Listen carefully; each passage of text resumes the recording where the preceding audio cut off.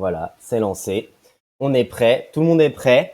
Bah écoutez, bonjour Oui, à toutes et à tous pour cette première, pour cette émission. Donc notre petite session Twitch. Normalement, on devait en avoir une dimanche dernier, mais on n'a pas pu parce qu'on revenait de tournage. Alors ça, c'était le dimanche il y a 2 semaines. La semaine d'avant, la semaine d'après, on avait encore besoin de se reposer.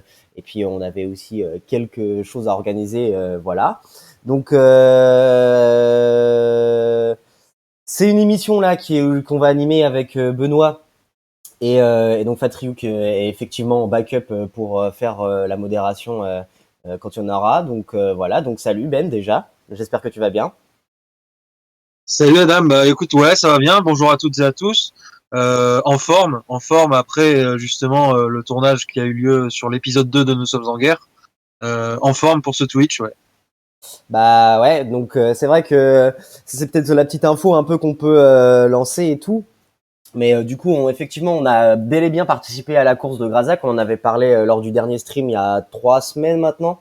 On a participé à une course de 4 jours. Franchement, c'était assez intense en émotion. Ben, si tu as un moment un peu à nous faire partager, ce serait lequel? Une grande question à laquelle je me suis pas préparé pour tout te dire, mais disons que il y a eu plusieurs moments forts. Il y a eu des moments de franche camaraderie entre les sapeurs-pompiers et ceux qui les ont soutenus, ceux qui les ont accompagnés. Je pense évidemment à nous. On n'était d'ailleurs pas les seuls journalistes ou cinéastes à les suivre. Mais je dirais la convivialité les soirs, parce que effectivement ça a été chargé d'émotions, mais je dirais la convivialité, les plaisanteries, l'humour, ça a vraiment fait partie intégrante de cette course. Et ça, c'est des petits moments comme ça de canular sur le camping-car de Samuel Dutour, qui est notre principal protagoniste pour cet épisode. Moi, c'est ça que je retiendrai, parmi plein d'autres choses, évidemment, dont certaines étaient un peu plus graves, évidemment. Mais voilà, c'est des bons moments que je retiens. Bah, c'est vrai qu'en plus, on a plutôt tendance à retenir ce genre de bons moments parce que ça a été aussi ces moments un peu qui nous ont un peu, c'est des moments magiques, un peu féeriques où en fait on était un peu, ce qui a permis qu'on se sente en dehors du temps et ça j'espère vraiment qu'on va pouvoir le remettre à l'image. En tout cas, on a des heures et des heures de rush. Franchement, on est super content. En tout cas, à titre personnel, moi je suis plutôt très content de ça. Donc voilà, maintenant il n'y a plus qu'à, hein. Normalement, la sortie aurait lieu si tout se passe bien en automne. D'ici là, n'oubliez pas que bah voilà, il y a toujours le premier épisode de Nous sommes en guerre qui est déjà disponible sur la plateforme Cinémutin. Donc voilà, elle n'attend que vous. Donc la location, elle est de 5 euros, il me semble-t-il. Ben, tu me corrigeras si je me trompe, et l'achat est de 8 euros. Voilà. Alors ça, c'était pour notre long métrage Un pognon de Ah oui. dingue. Là, comme c'est pas un long métrage, c'est un moyen métrage. C'est un épisode parmi d'autres d'une série documentaire. C'est un peu moins cher, c'est un peu plus abordable. C'est 5 euros l'achat téléchargement et 3 euros la location pour une semaine. D'accord. Bah voilà, donc en plus c'est moins cher que ce que je pensais. Oh là là, je suis même tellement pas à côté de mes grilles budgétaires, c'est triste ça. Alors là, ça c'est vraiment oh, le professionnalisme, il est un peu raté. Bon, alors du coup, nous si on est là un petit peu pour bah, discuter aussi, c'est aussi parce qu'aujourd'hui est un grand jour un peu pour notre démocratie. C'est vrai qu'on n'a pas pris le temps d'en reparler et tout, alors que on est quand même un média qui a envie de parler politique, plutôt au sens noble. D'habitude, c'est un peu ça notre créneau, c'est-à-dire parler d'idéologie. Mais bon, là aujourd'hui, c'est les élections, c'est l'élection départementale et l'élection régionale. Et oui, comme ça, vous aurez appris que élection se dit au singulier. En tout cas, c'est une élection, quoi. Et du coup, voilà. Et en fait, il fallait en parler parce qu'il y a énormément de choses qu'on peut en dire et tout. C'est la première élection post Covid. Donc voilà, je rappelle quand même que l'élection municipale s'est terminée avec la séquence du Covid. Donc il a été très difficile un petit peu pour chacun d'entre nous de faire le bilan tant il s'est figé.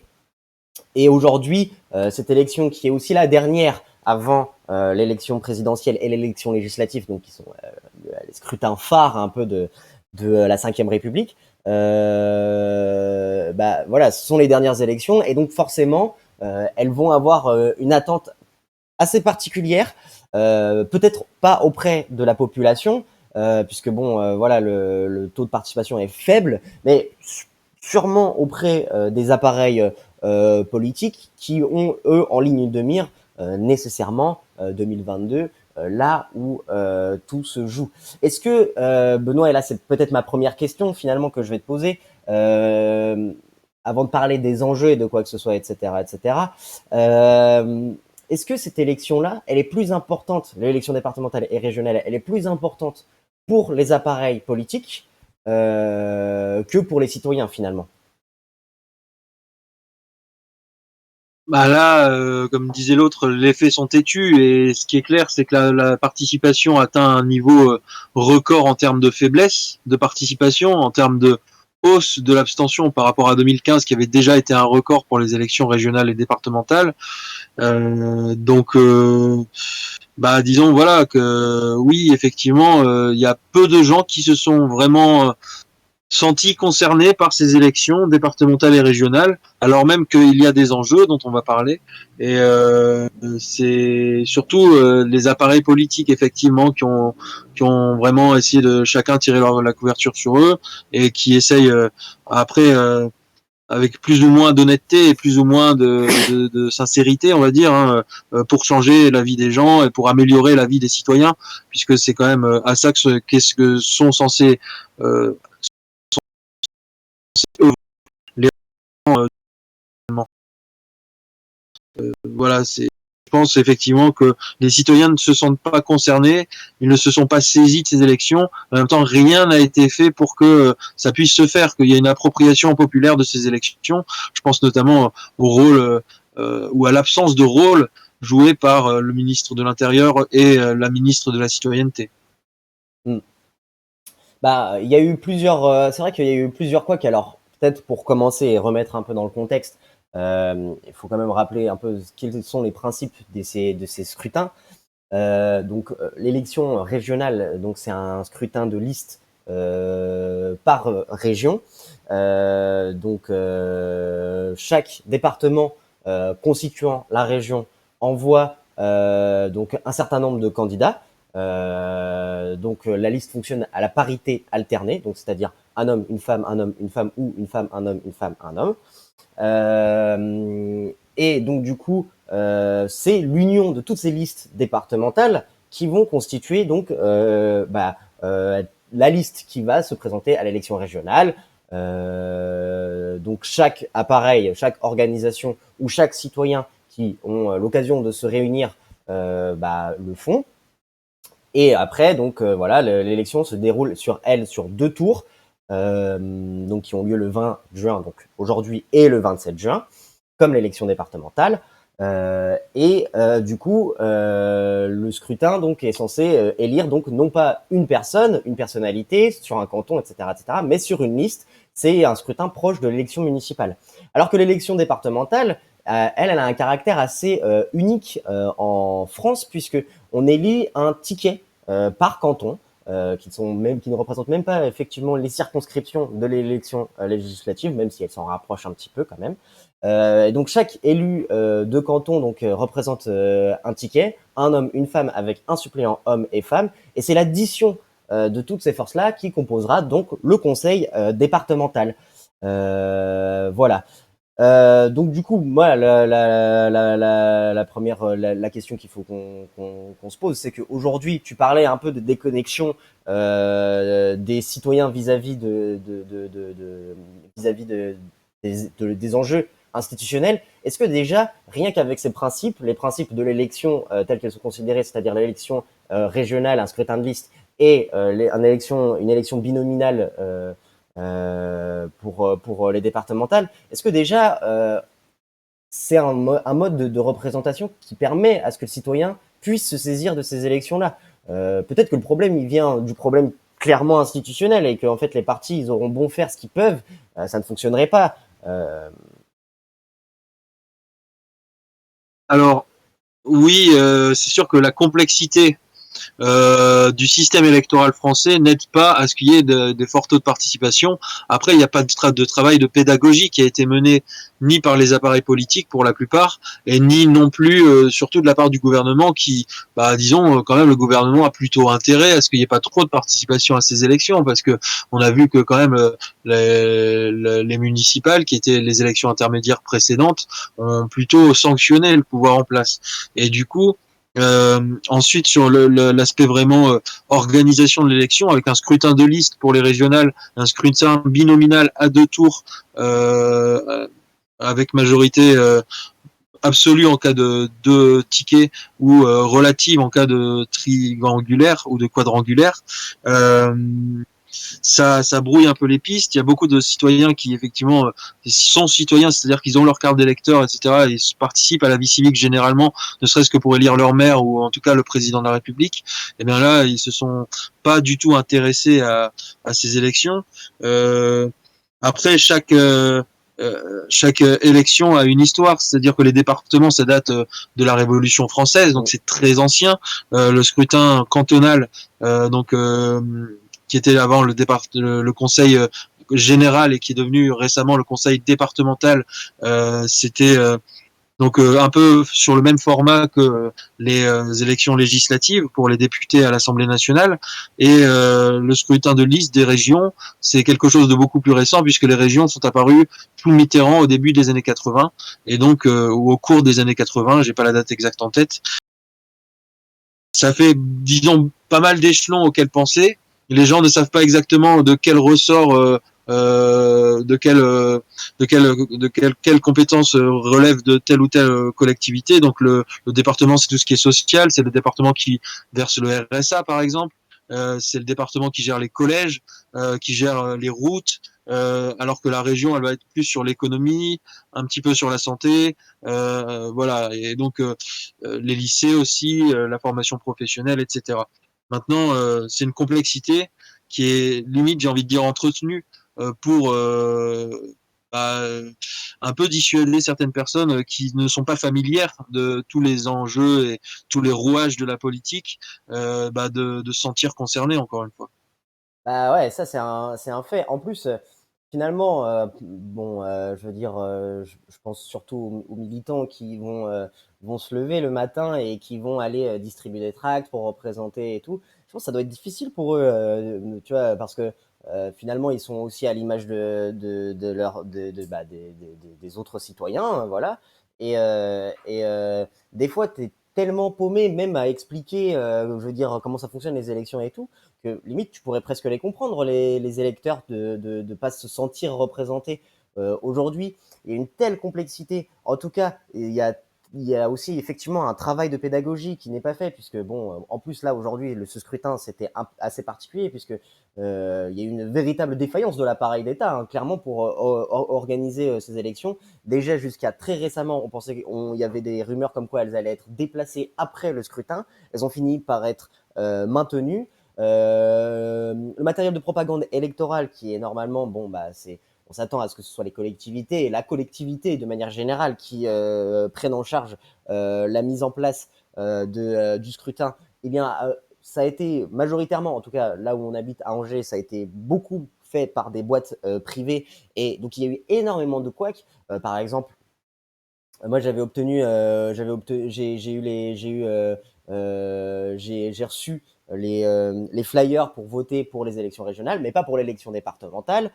Pareil, ce matin, voilà, je suis allé voter comme tout le monde. Bah, j'avais pas ma carte d'électeur puisque bah en fait on me l'avait pas fournie. Ça c'est des choses comme ça. Aujourd'hui, particulièrement, ces élections-là, elles se sont organisées, on va dire presque n'importe comment quoi. Mais c'est pas le problème. Il est plus structurel finalement. C'est que le problème aujourd'hui, c'est qu'en fait, euh, c'est les élections de manière générale. Bah, on ne font pas en sorte d'entretenir aujourd'hui les passions populaires. Il y a pas de quoi débattre finalement, puisque de toute façon, aujourd'hui, tu as cette sensation que bah, quoi qu'il arrive, ça va être la même tambouille, parce que c'est ça en dernière analyse que tu vas avoir aujourd'hui. Les élections favorisent en fait l'entre-soi et donc l'apparition d'une caste politique presque. Ben, non, t'es pas d'accord avec ça? Alors, la question d'avoir une classe politique, comme on l'entend souvent dans les médias, on entend rarement la notion de classe sociale dans les médias, mais quand on l'entend, c'est souvent à propos de la classe politique. Est-ce qu'il y a vraiment une classe politique? Si cette classe politique existe, elle est subordonnée en réalité à une classe qui est bien plus puissante encore, qui est constituée des milliardaires. Et donc là, on le voit par exemple avec la privatisation avec la tactique du, euh, du je veux pas dire de bêtises, mais enfin, une tactique qui consiste à petit à petit, bout par bout, privatiser ou pourrir un petit peu les services publics au fur et à mesure, de manière à ce que le privé apparaisse comme le seul à même de gérer les choses. Et là, on a passé un cap supplémentaire avec effectivement le fait que la distribution du matériel électoral, donc les professions de foi, les bulletins de vote, les enveloppes pour voter, euh, ont été cette fois-ci euh, ça a été le gouvernement a choisi une boîte privée suite à un appel d'offres. Cette boîte, elle s'appelle Adrexo, qui a dû distribuer le matériel électoral dans 51 départements, dont les plus peuplés. Donc ça représente quasiment les trois quarts des citoyens inscrits sur les listes électorales. Et ça a complètement capoté. C'est-à-dire que Adrexo n'avait pas les reins assez solides pour organiser en temps et en heure l'acheminement des plis auprès des 47 millions d'électeurs français. Et du coup, ça a amené Gérald Darmanin, le ministre de l'Intérieur macroniste, à s'excuser, à convoquer Adrexo dans son ministère. Mais n'empêche que là, c'est vraiment une faillite, et c'est pas une faillite d'un service public qui avait vraiment une valeur de service public, puisque c'était une délégation de service public faite à une entreprise privée, et on a bien vu que cette entreprise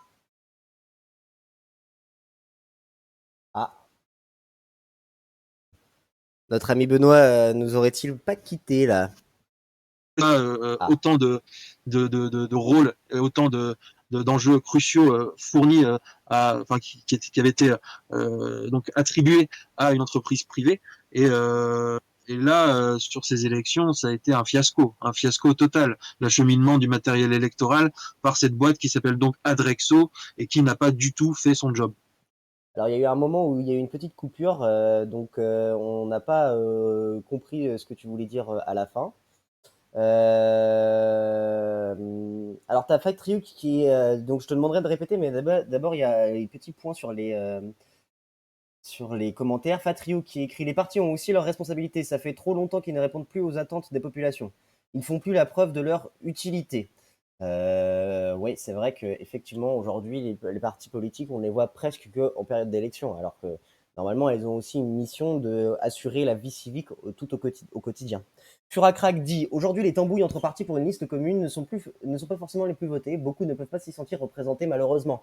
Oui, c'est vrai, et en même temps, en sociologie politique, on dit qu'il y a une prime au rassemblement, une prime à l'étiquette qui regroupe le plus d'organisations. Donc, est-ce qu'aujourd'hui, c'est vrai? Je pense que et ça mériterait de voir aussi cette élection, elle va être intéressante pour voir aussi, parce que voilà, il y a notamment dans les listes de gauche deux rassemblements différents, donc un rassemblement entre la France Insoumise et Europe Écologie Les Verts et le Parti communiste et le Parti socialiste, du moins dans la région Pays de la Loire et dans d'autres régions. Par exemple, je prends la région centre où on était allé, enfin Auvergne-Rhône-Alpes où on avait été courir pour Grazac. Il y a même carrément trois listes: une liste du Parti communiste français, une liste du Parti socialiste et une liste d'Europe Écologie Les Verts. Et finalement, il n'y a guère que dans la région, enfin pas la région Île-de-France, Hauts-de-France, que en fait toute la gauche s'est unie. Et effectivement, les sondages ne donnent pas forcément la gauche unie vainqueur, même face par exemple à un duel face au Rassemblement national. Donc voilà, Adrexo, c'est le Uber Tract et Uber Vote dans un sens. Pas mal, pas mal. Tu valides cette idée, Ben? Oui, tout à fait. Oui, oui, oui, effectivement, c'est du low cost. Je pense que ça a été choisi par l'appel d'offres, soit parce que c'était des copains du pouvoir en place, hein, il faut dire les choses aussi, soit parce que c'était ceux qui facturaient le moins cher. Dans un contexte de pénurie budgétaire organisé par les gouvernements successifs ultra-libéraux. Et donc, oui, on peut parler de Uber vote, ouais. Uber élection, ouais. Patrick répond à Furacrag. Sur le terrain, beaucoup réclament l'unité, notamment dans l'électorat de gauche.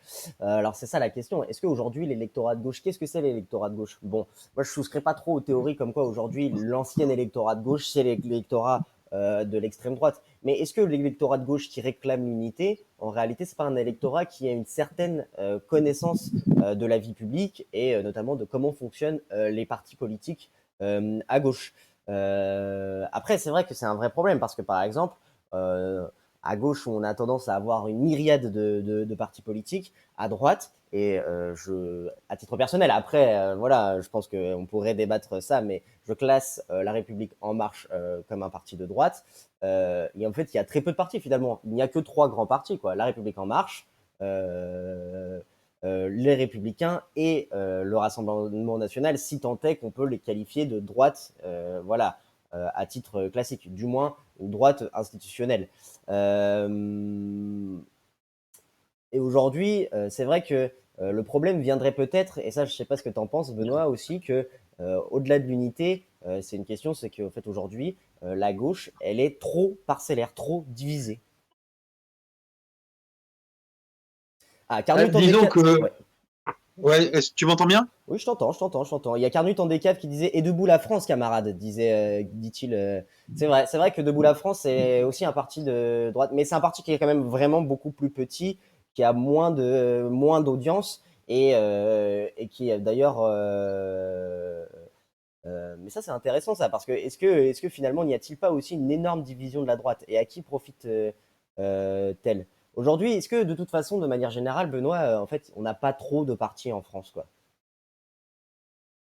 Bah, des partis traditionnels, euh, les partis traditionnels se sont considérablement affaiblis depuis un demi-siècle. Déjà, il y a 60 ans, De Gaulle avait imaginé la Ve République comme, avec l'élection présidentielle au suffrage universel, comme une rencontre entre un homme et le peuple qui court-circuite finalement tous les partis qui avaient, selon lui, euh, pourri la Quatrième République. Et effectivement, depuis, les partis se sont plutôt affaiblis. Et en particulier, il y avait un bipartisme avant qui a duré quand même un long moment dans la Ve République entre le Parti socialiste et les Républicains, qui étaient avant l'UMP, puis encore avant le RPR. Et ce bipartisme aujourd'hui n'existe plus dans cette forme-là. En tout cas, c'est plus ce bipartisme qui est ancré dans le paysage, qui ancre le paysage politique français dans des conditions bien particulières.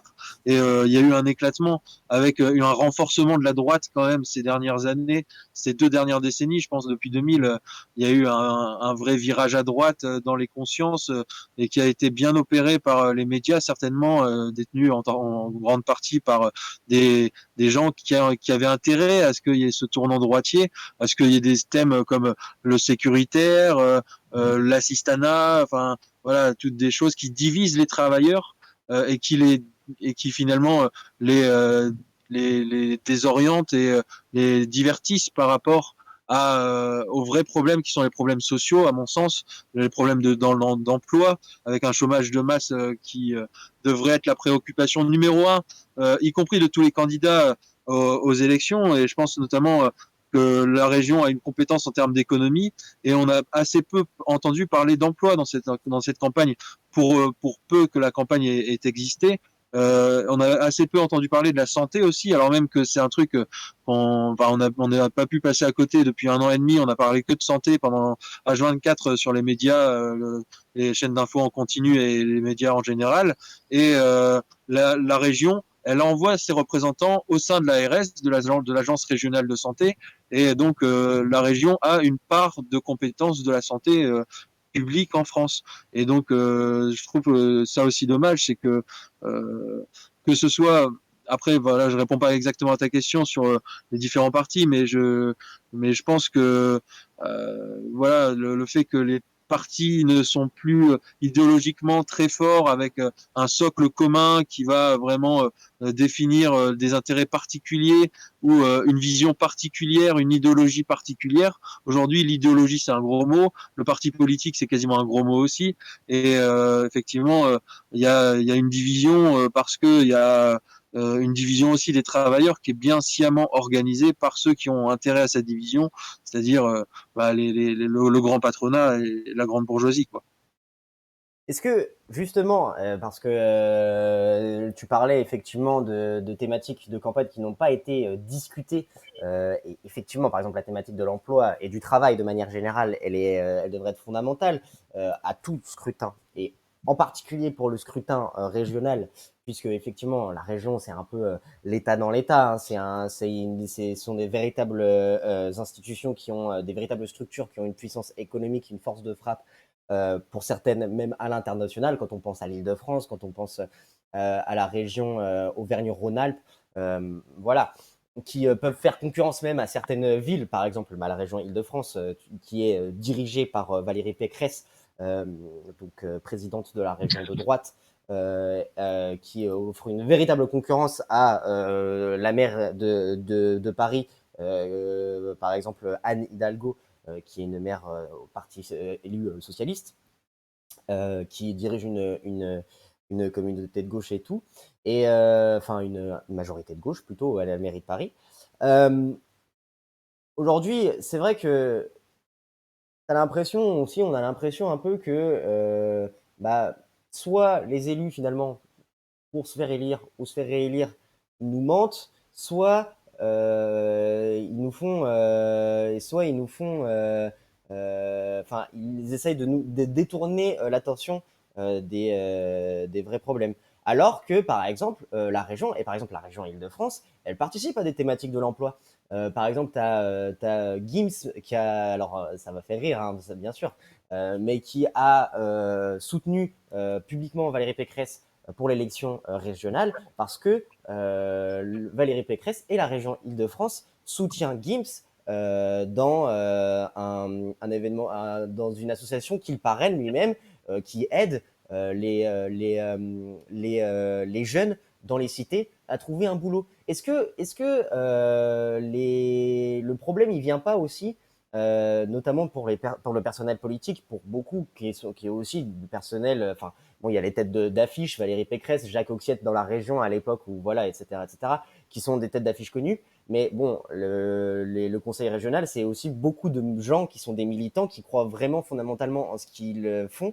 Est-ce qu'aujourd'hui, ils ont presque pas honte de leur bilan, ce qui fait qu'aujourd'hui, bah, ils donnent même presque pas envie qu'on vote pour eux.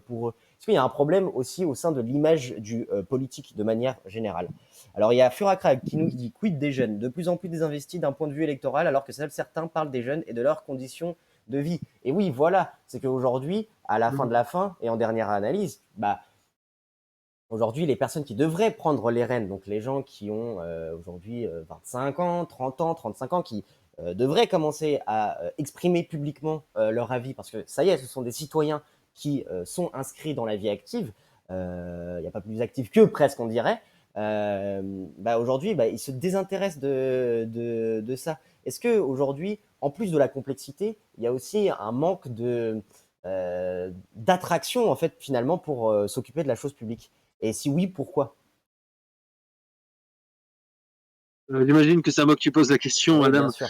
Donc, est-ce que tu peux la répéter? Parce que là, j'étais sur une recherche en fait, dont je vais parler avant que tu me répètes la question. C'est qu'il y a un envoyé spécial qui a été diffusé il y a quelques jours, il y a 3 jours, et qui mettait en valeur notamment une ville qui s'appelle Pontevedra dans la région de Galice en Espagne, qui est une ville entièrement sans voiture. Le maire s'était fait élire sur cette proposition en 99.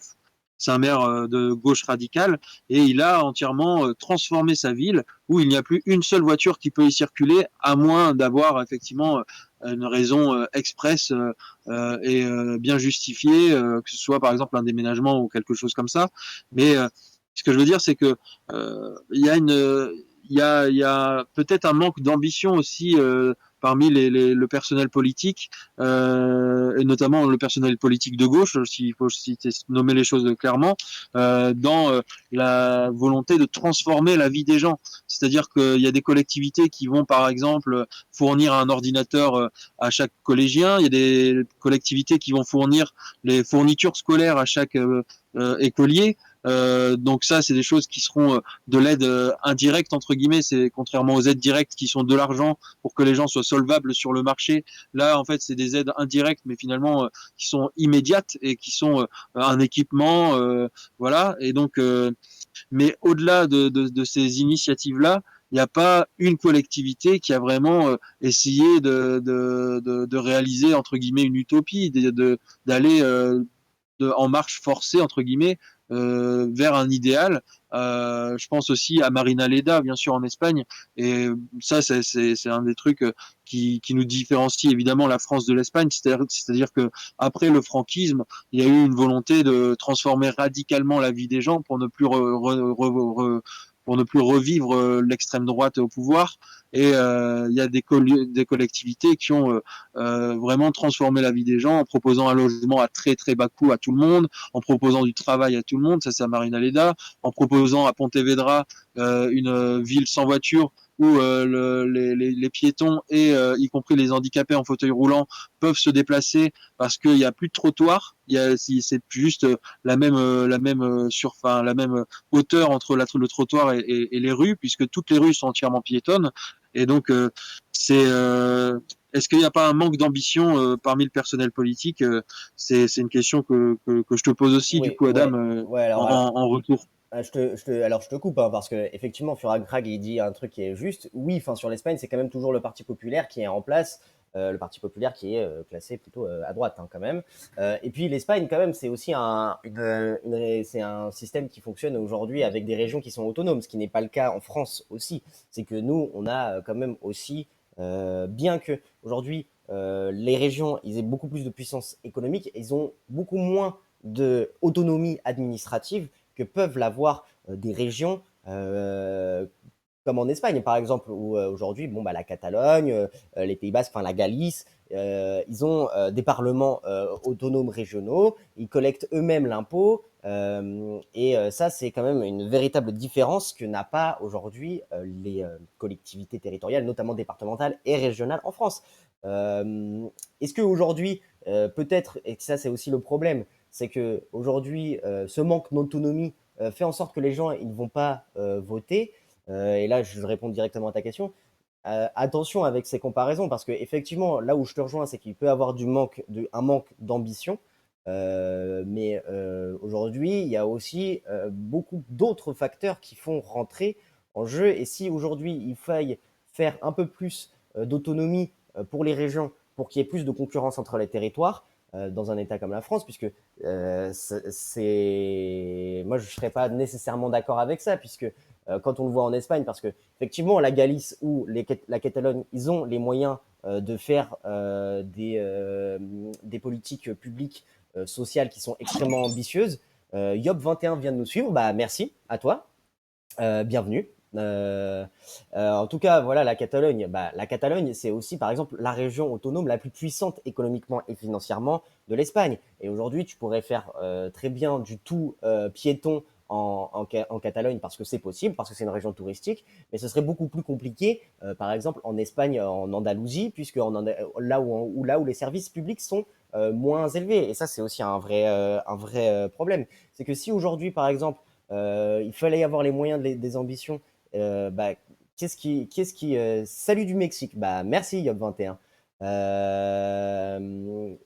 Du coup, si on devait faire pareil en France et tout, et que finalement il y avait des régions, par exemple la région centre qui se trouve en plein, pile poil dans la diagonale du vide, est-ce qu'elle pourrait être armée économiquement pour faire du tout, enfin, du tout piéton et du tout vélo, alors que par exemple il n'y a pas de service public, il n'y a pas de bus, il n'y a pas de, enfin, il y a pas Uber Eats, il y a pas les pony bikes, etc., puisque bah, du coup c'est des régions qui sont complètement désertées. Voilà, c'est aussi ça peut-être le problème, c'est qu'on ne donne pas le moyen des ambitions au personnel politique qui lui se fait élire. Sincèrement, je pense pour certains quand même, ils se font élire sincèrement, mais qui en fait se trouvent affrontés à la dure réalité. Et c'est peut-être ça aussi qui fait qu'aujourd'hui le problème il est là, c'est que c'est un scrutin qui est, et donc je te renvoie la balle, Benoît, mais c'est peut-être aussi que c'est un scrutin en carton, puisque du coup, finalement, tout le monde sait qu'à la fin, ça ne se joue pas dans les régions ou dans les départements. Alors là-dessus, alors je voudrais répondre à l'abonné qui avait dit que c'est le Parti populaire qui est au pouvoir en Espagne Ouais, au Furakrag. niveau central. C'est pas le cas, c'est plus le cas depuis quelques années. Maintenant, c'est le PSOE, le Parti socialiste ouvrier espagnol, qui est en coalition avec Izquierda Unida, donc notamment le Parti communiste espagnol, et Podemos, voilà, qui sont toujours au pouvoir pour l'instant, avec Pablo Iglesias, par exemple, de Podemos, qui est vice-président du gouvernement.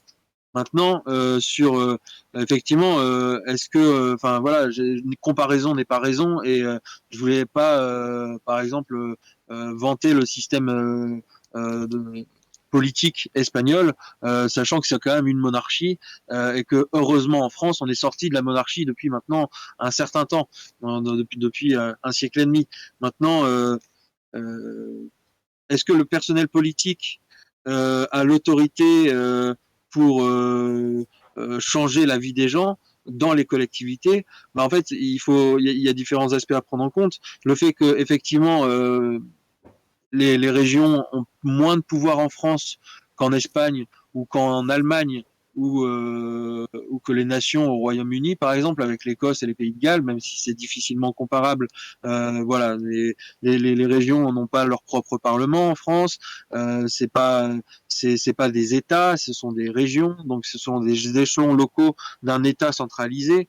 Maintenant, est-ce que le système espagnol ou le système allemand étant viable pour les Français? Je ne pense pas, puisque il faut voir les dynamiques des choses et quand il y a une décentralisation qui est mise en place depuis ces dernières années, voire ces dernières décennies, depuis les années 80, la décentralisation qui est une vieille marotte qui est reprise par quasiment tout le personnel politique, ça conduit généralement à une mise en concurrence des territoires, à une mise en concurrence des services publics, à des conditions de vie qui sont pas les mêmes selon qu'on habite à Strasbourg, à Lyon ou à Bordeaux. Euh, et évidemment qu'il faut prendre en compte des particularités locales, des particularismes, parce que le coût de la vie n'est pas le même partout, par exemple. Mais n'empêche qu'il y a quelque chose de positif à avoir un État centralisé en France. Je suis un peu jacobin là, mais c'est-à-dire qu'il y a le principe d'universalité des principes de la République qui est très fort et l'universalité des services publics, l'universalité d'accès gratuit aux services publics, c'est quelque chose qu'il faut défendre parce que justement la décentralisation, les régions, les départements aujourd'hui, et puis les communautés de communes et les grandes métropoles qui ont apparu ces derniers temps à Lyon et qui vont bientôt apparaître ailleurs avec le Grand Paris, par exemple, ce sont des mises en concurrence des territoires et un moyen parmi d'autres pour démanteler les services publics finalement. Et ça, c'est effectivement, effectivement une réalité par rapport à ça. Alors, on va un petit peu changer de sujet, hein, parce que bon, les élections, voilà, le résultat, c'est quand la fin du scrutin? C'est 18 heures, on est d'accord? Non, 19 heures dans les grandes villes? Alors c'est 18 heures dans la plupart des villes, mais à 19 heures dans certaines métropoles, dont la métropole dijonnaise, étrangement, qui n'est pas une très grande métropole, mais qui n'est pas une métropole, mais plutôt une agglomération, on va dire. Dans l'agglomération dijonnaise, c'est 19 heures, la fermeture des bureaux de vote. Dans la plupart des autres régions, c'est 18 heures. Et d'ailleurs, il est 16h56, donc j'invite, s'il y en a qui nous suivent et qui n'ont pas encore voté, j'invite à voter, puisque les classes aisées, pour employer un euphémisme, les classes aisées, elles votent et elles se saisissent du vote comme un outil pour mettre la pression sur les travailleurs, sur les exploités. Donc il faut voter en conséquence autant que possible, surtout que plus l'abstention est forte et plus chaque voix compte. Maintenant, l'abstention, on peut la théoriser politiquement, mais ça mérite un long débat dans ce cas-là. Voilà. Eh bien, justement, et ça, c'est, on peut, on y est, on va pouvoir se lancer sur le fameux débat et tout. Est-ce que aujourd'hui, parce que bon, dans le Maine-et-Loire, le taux de participation il est de 14% à midi. Selon France Info, le taux de participation nationalement, il est de 12,22%. Euh, Est-ce qu'aujourd'hui, cette élection, elle est légitime? Est-ce qu'on peut penser que nos représentants sont légitimement euh, apte à discuter quand tu vois qu'il y a si peu de participation. Ben voilà, te lance, je lance la perche. Alors Fatrio qui a répondu, c'est le meilleur moyen de garantir des droits. Est-ce que tu peux nous préciser ta pensée pendant que Benoît va nous expliquer en quoi avoir 12% de être représenté par 12% des inscrits, ça la fout mal. Alors, déjà, 12% des inscrits, c'est à midi. C'est pas à 17h, c'est pas à 18h ou 19h. Maintenant, je sais pas s'il y aura des chiffres de la participation à 17h. Il faudra regarder sur les actualités en ligne ou sur les chaînes d'infos, mais je suis pas devant ma télé en tout cas. Mais voilà, oui, en fait, il y a le procès en légitimité. C'est pas un procès qui est totalement kafkaïen. C'est un procès qui a des bases assez matérielles et rationnelles. C'est-à-dire que quand on est élu par 10% des inscrits, mais que ça fait quand même 50% plus une voix à la fin, et donc qu'on a la majorité absolue des suffrages exprimés, mais qu'on est élu par 10% des inscrits, eh bien oui, ça pose un problème de légitimité, évidemment. Et d'ailleurs, c'est certainement pour ça que les collectivités, qui sont quand même des qui sont quand même issues d'élections où il y a un fort taux d'abstention, les collectivités ont du mal à jouer un rôle de contre-pouvoir au gouvernement, non seulement parce qu'on est dans un État centralisé, c'est vrai, et où l'essentiel de la politique se joue au niveau du gouvernement central à Paris, mais au-delà de ça, sans aller jusqu'à la mise en concurrence des territoires, on pourrait imaginer que certaines grandes régions agissent comme un contre-pouvoir. Mais malheureusement, ce n'est pas le cas aujourd'hui, parce que, enfin, et j'espère que ce contre-pouvoir, s'il existe, il ne sera pas incarné par le Rassemblement national, parce que c'est pas un contre-pouvoir par rapport au pouvoir des riches, mais c'est juste une autre vision de défendre les intérêts des riches finalement. Mais voilà, c'est clair que la légitimité se pose comme question. Je vais pas apporter de réponse immédiatement, mais voilà, je pense que c'est il y a une zone qui troll. Enfin bref. Tu veux dire Furacrag? Alors, Fatriouk répond l'État. C'est au sujet du débat précédent. Ah oui, oui, oui, oui, oui. L'État qui est centralisé, qui est le meilleur moyen de garantir des droits pour toutes et tous. Et ça, effectivement, ça c'est, je rebondis là-dessus. Et tu l'as dit toi-même. Il y a beaucoup de choses. La majorité des choses se passent au gouvernement central. Et là, du coup, la question, elle est là. Je pose un peu, je me fais l'avocat du diable, mais évidemment que ces élections, elles vont être représentées, il va y avoir un déficit de légitimité pour les représentants, mais en même temps, ils vont avoir un déficit de fait par le rapport de force parce qu'ils ne pourront jamais être aussi efficaces que l'État au niveau central. Et aujourd'hui, est-ce que finalement, ça a un sens de voter pour des représentants à des échelons locaux, Ben? Alors, la vraie question, c'est est-ce que ça a un sens de voter encore aujourd'hui quand on sait que la plupart des élections, les résultats sont préfabriqués par des sondages d'opinion autoréalisateurs ou par des grands médias qui imposent leurs candidats qui défendent le mieux les intérêts des propriétaires de ces grands médias. Maintenant, faut pas oublier une chose aussi, c'est que aux élections législatives en 2017, il y a eu aussi un taux d'abstention record. Il y a aussi eu une abstention record pour les législatives de 2017. Donc, ceux qui légifèrent, ils n'ont pas forcément beaucoup plus de légitimité et le vote, enfin, ils n'ont pas plus de légitimité que les élus pour les élections intermédiaires ou locales. Et donc, je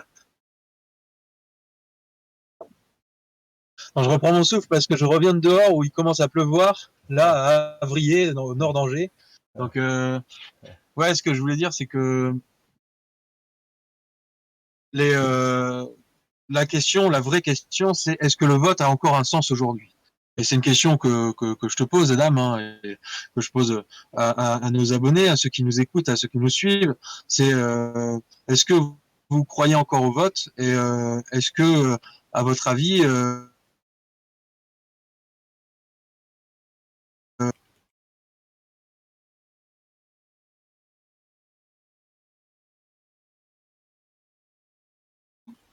Ah ah.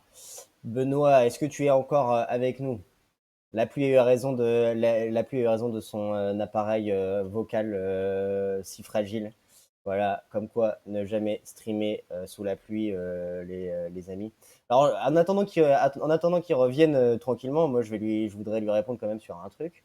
C'est que bon, je veux bien comprendre il y ait moins de, que les députés soient peut-être pas aussi représentatifs, mais aux élections législatives, en 2017, la participation elle était de 48,7%, alors qu'elle était de à peine 16% aux dernières régionales quand même, hein, de 2015, 16 ou 22%, je vais regarder ça tout de suite d'ailleurs.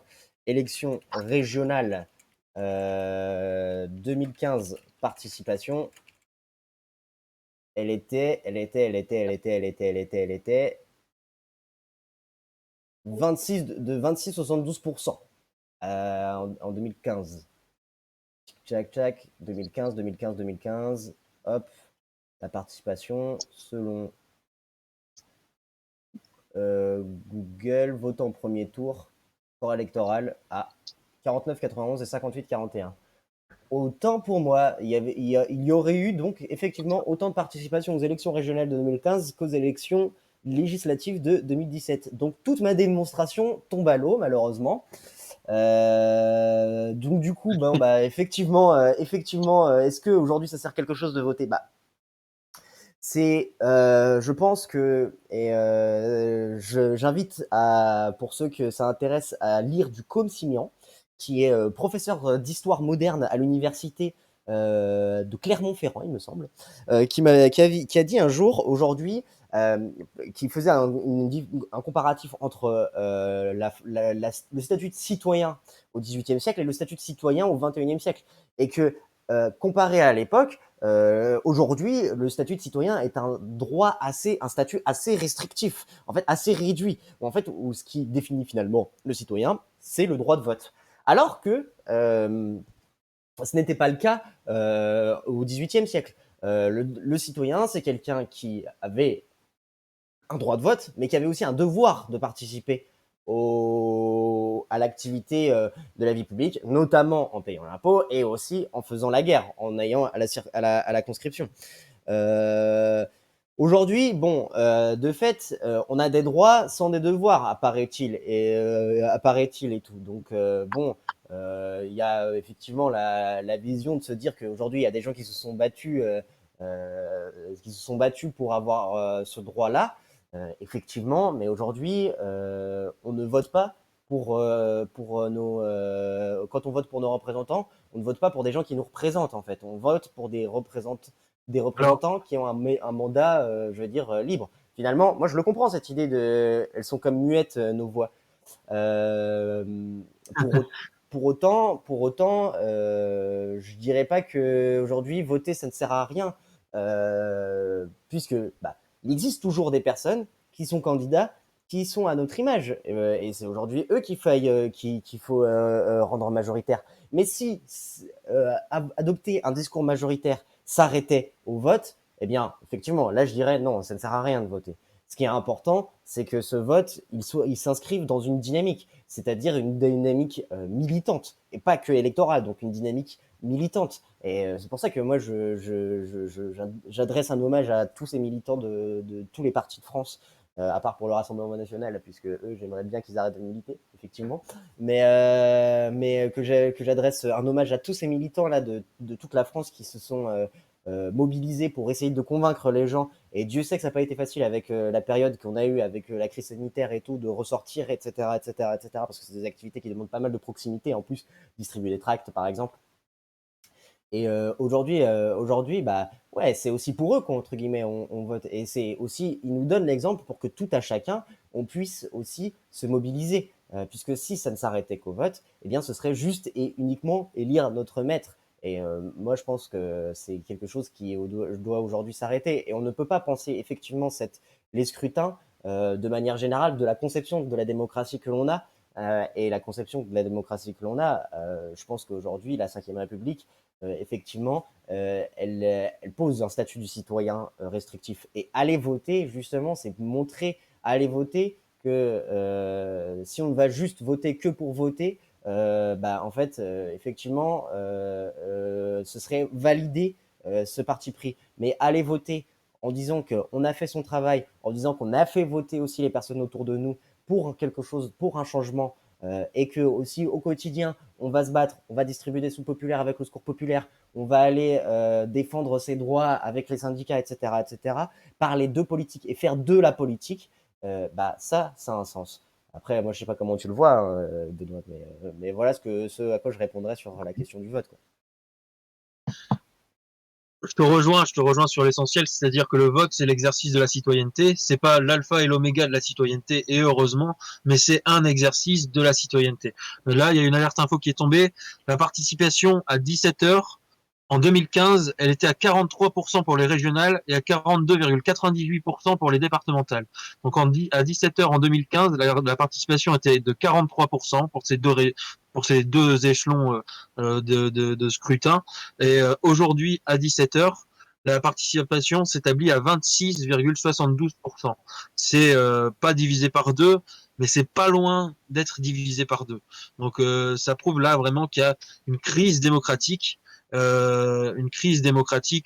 assez profonde et qui va effectivement entraîner une illégitimité des directions de région, des présidences de région et des présidences de conseil départemental qui seront élus suite à ce scrutin d'aujourd'hui et au scrutin de la semaine prochaine.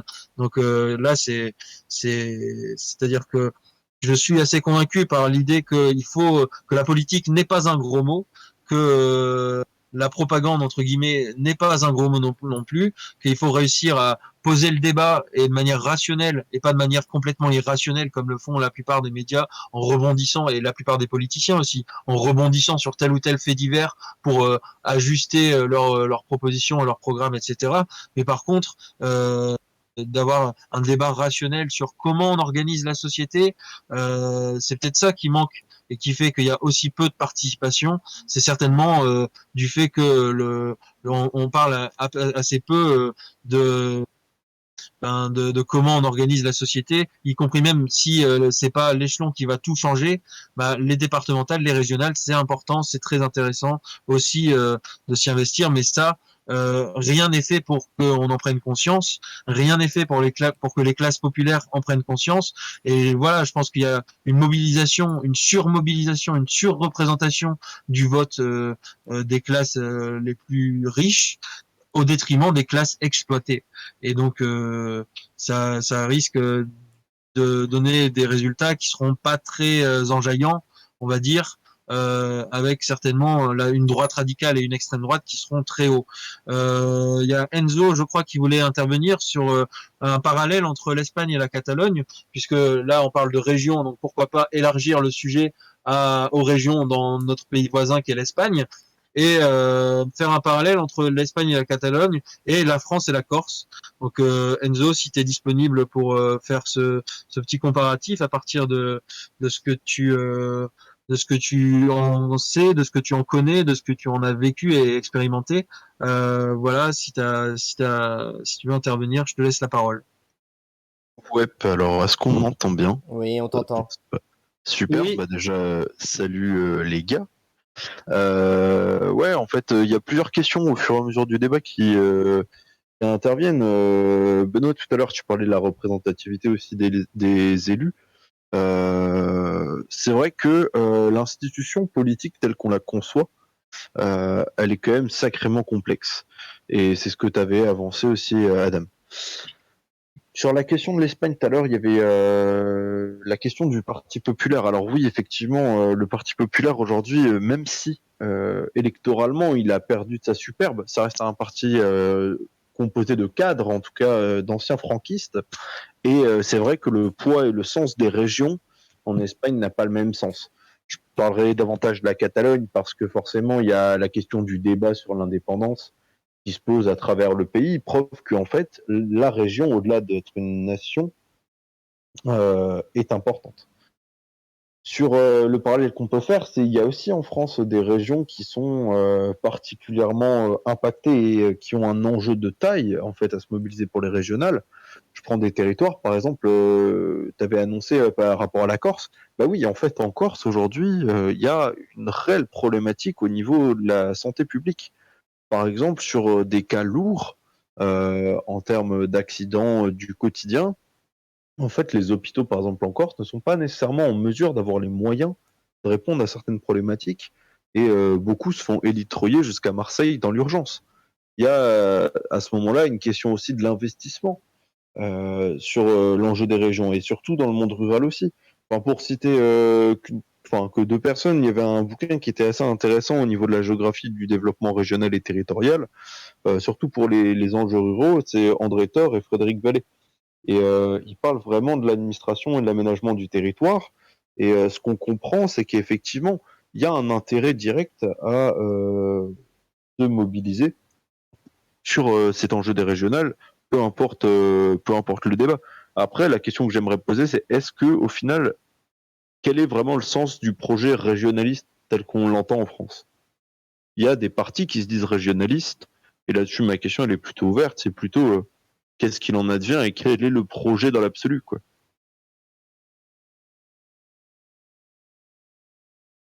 Benoît, moi à titre personnel, la question régionaliste, après ça c'est vraiment c'est un débat dans le débat, quoi. C'est vraiment un truc d'expert. Aujourd'hui, je reprendrai ce que disait Benoît il y a peu, et d'ailleurs j'espère que ça va répondre aussi à ce que disait Carnut. En décave, je jette un pavé dans la mare. J'ai l'impression que 5 élections présidentielles, européennes, communales, départementales, régionales, communales. Carnut en décave, il vit au XVIIIe siècle, quoi. Pour lui, c'est des chartes de franchise, les cités. C'est tout simplement devenu trop pour la majorité des Français. Les régionales ne sont-elles pas devenues une réunion électorale de militants, c'est-à-dire de politisés? Et Furacrac, donc toi, tu poses la question de la représentation et donc de la question de la combativité des élus. Et aujourd'hui, elle est là. Est-ce qu'aujourd'hui, par exemple, l'aspect régionaliste tel qu'il est présenté, aujourd'hui, il apparaît avoir énormément de limites, notamment en France, parce qu'on est dans un État centralisé. Et aujourd'hui, en fait, c'est acté qu'aujourd'hui, il y a une hiérarchie. Et la hiérarchie pose du coup le gouvernement central comme la puissance qui régit toutes les autres puissances. Et effectivement, cela laisse moins d'espace pour la représentation des particularismes locaux. Pour autant, je ne suis pas pour autant, et ça c'est un fait, qu'aujourd'hui, il y a des véritables particularismes locaux qui s'expriment. Voilà, en fait, on ne vit pas totalement de la même manière qu'on soit en Bretagne, qu'on soit en Corse, par exemple. Mais aujourd'hui, est-ce qu'elles ont un sens qu'elles soient représentées institutionnellement? Aujourd'hui, on vit dans un pays où chaque citoyen est égaux, voilà, tout simplement. Et du coup, la manière dont on vit, elle est peut-être différente en Bretagne qu'en Corse, mais la manière dont on traite politique est la même en Bretagne qu'en Corse. Et aujourd'hui, les partis, par exemple, régionalistes, et cette vision un peu régionaliste un peu de l'Europe, à titre personnel, enfin de l'Europe et en l'occurrence, puisque là, du coup, puisque c'est le même débat, Europe des régions, France des régions et tout, moi je m'y inscris forcément contre parce que cela crée encore une fois de la concurrence sur les territoires. Et par contre, ça n'empêche pas aujourd'hui de mettre en valeur par les actions de telle ou telle institutions, notamment le Conseil régional, de la mise en valeur donc de la culture locale dans laquelle ils y sont issus. Parce que c'est aussi ça, c'est aussi la différence qui fait la force, etc. etc. C'est tout le patrimoine français qu'on met en jeu par rapport à ça. Et oui, effectivement, c'est une question de combativité des élus, de se dire que on est fier de notre région, mais être fier de notre région, c'est être aussi, c'est porter aussi une certaine image que l'on a de la nation. C'est tout l'exemple, par exemple, de Marcel Cachin, qui a été ancien directeur de l'Humanité, grand défenseur de la langue bretonne, et pourtant membre et il a été député de la France et il a été un des écrivains de la quatrième constitution de la République, qui pourtant, lui, s'est toujours battu pour une représentation de l'État central comme marqueur. Et aujourd'hui, la défense qu'il faisait de la langue bretonne était une question culturelle. Euh, et ça, c'est des choses qui sont extrêmement nobles, mais qui, pour moi, ne sont pas un débat qui sont en réalité primordiales, puisque en fait, qu'on nous fasse pas dire qu'aujourd'hui, la question de particularité locale, elle est plus importante pour un citoyen que la question de comment il va bouffer, ou alors avec quelle aide il va pouvoir vivre s'il a moins de 25 ans. Par exemple, les jeunes, ils ont moins de 25 ans. Et ça, c'est la même chose en Corse qu'en Alsace, qu'en Bretagne. Et bah ça, aujourd'hui, il faut pouvoir le dire. Et c'est là où je pense que, par exemple, les élections régionales sont devenues une réunion électorale de militants. On en parlait en début d'émission. Euh, aujourd'hui, il faut pas le. C'est peut-être le cas puisque aujourd'hui il n'y a pas eu de représentation. Et puis en même temps, il y a eu très peu de travail qui a été effectué en amont. Et puis ce travail a été clairement cafouillé. Il y a eu aussi l'ambiance Covid. Mais non, les régionales ne sont pas une réunion électorale de militants. Il y a des choses derrière qui sont extrêmement importantes. La question de solidarité pour les départements, ça c'est un point qui est extrêmement important. Je pense que forcément, je veux dire, le nombre de nos petits vieux qui ont eu des problèmes avec le Covid repose nécessairement la question de la solidarité. Aujourd'hui, la question de la solidarité dans les départements, parce qu'aujourd'hui on a un nombre incalculable de jeunes qui se sont sentis mal et malheureux, aujourd'hui repose la question de la solidarité. Et le département, c'est l'épicentre de la solidarité au plus près. Et puis, quant à la région, aujourd'hui, la région, c'est aussi, ça a une puissance économique extrêmement importante, parce que bon, voilà, on peut être contre la compétition des territoires, mais elle existe de fait. Et aujourd'hui, sur certains aspects, eh bien, en fait, la voix du citoyen, elle importe finalement. Et donc, en fait, aujourd'hui, le rôle du militant, et si on pense que c'est une réunion électorale de militants, alors du coup, le militant travaillerait mal. Le militant, son devoir, son travail, c'est de convaincre les gens d'aller voter, de convaincre des gens d'aller voter pour justement décider sur des choses qui sont extrêmement importantes. Rien de plus important que la solidarité, par exemple, ou que l'emploi pour la question de la région. Voilà. Ça, aujourd'hui, je pense que c'est des éléments qui sont assez importants. Alors, ça fait 1 heure 2 qu'on stream. Moi, effectivement, je vais aller faire mon devoir de citoyen puisque j'ai pas eu le temps d'aller voter. Je suis désolé, mais on va peut-être s'arrêter là. Enzo, est-ce que tu as quelque chose en plus à dire? Et puis Ben, je te laisse le mot de la conclusion. Ouais, bah, très rapidement, les régionales, c'est quand même un enjeu important. Ça, on en est tous conscients. Et la question était très pertinente sur est-ce que c'est pas un entre-soi militant. La question, elle est très intéressante. Je pense que tu y as bien répondu, Adam, donc je vais pas trop étayer. Mais voilà, pour tout ce qui est la jeunesse, pour les étudiants, pour le monde rural, pour tout ce qui est au niveau agricole et même petites entreprises, ce sont des élections en fait qui permettent de faire vivre et survivre aussi pas mal de choses et qui sont ancrées dans, par exemple, bah, délivrer des aides, comme régir certaines normes administratives pour l'emploi ou pour les études. Et tout ça, c'est à prendre en compte et c'est pour ça qu'à mon sens, il y a nécessité d'aller voter. Il reste encore 40 minutes si je dis pas de bêtises. Exactement. Mais c'est important et je pense que ce caractère-là, malgré que la Ve République soit façonnée autour de l'élection présidentielle, qui en fait est le seul moment un petit peu comme une finale de coupe de foot quand on n'aime pas le foot, et un peu le marqueur de l'intérêt parce qu'on est un peu obligé de d'y avoir un œil. Euh, faut faut justement prendre conscience que non, il faut dépasser ce clivage de réunion militante ou ce genre de choses. Au contraire, il faut y aller et prendre les arguments et aller voter en son âme et conscience. C'est important pour faire vivre la démocratie parce que bah, c'est nous qui décidons au final. C'est pas, sinon ça sera d'autres personnes qui décident et c'est pas forcément ça. Voilà, c'est un petit peu tout ce que j'avais à dire. Benoît. Ok, en ce qui me concerne, je voulais répondre, donc je vais conclure là-dessus, sur l'idée qu'il y aurait trop d'élections. Je pense pas qu'il y a trop d'élections, parce que si on enlève les élections, on les remplace par quoi? Aux Pays-Bas, par exemple, les bourgmestres, donc les maires, ils sont nommés par la royauté.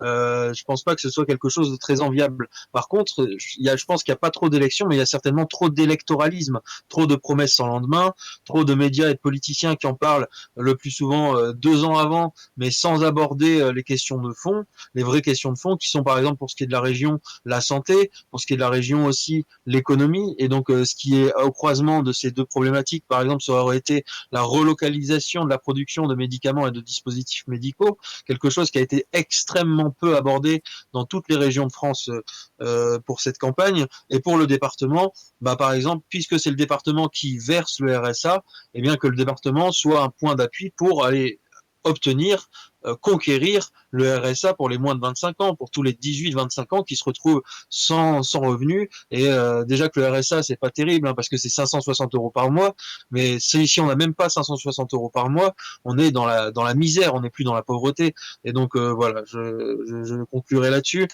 Si vous n'avez pas encore été voté, si vous n'êtes pas encore allé voter, il vous reste 35 minutes pour le faire. Et puis faut pas se bercer d'illusions, mais faut aussi saisir toutes les occasions qui sont à notre portée pour s'immiscer sur le débat public, développer des arguments et puis voilà, faire son devoir de citoyen, parce que encore une fois, le devoir de citoyen il n'est pas que celui des riches, c'est aussi celui de toute la population. Voilà, donc sur ces belles paroles, bah écoutez, merci les gars en tout cas pour votre participation. Ça a duré 1h07. On a eu maximum donc 7 streamers, enfin 7 spectateurs. Donc merci à vous tous d'avoir participé. Merci à Yop21 qui nous a suivis. Merci Carnut en décave pour avoir suivi le stream. Et puis bah écoutez, on se dit à dimanche prochain, hein. De toute façon, il y aura un deuxième tour, donc on va sûrement en parler à ce moment-là. Voilà. Bah salut tout le monde. Salut, merci à tous. Merci.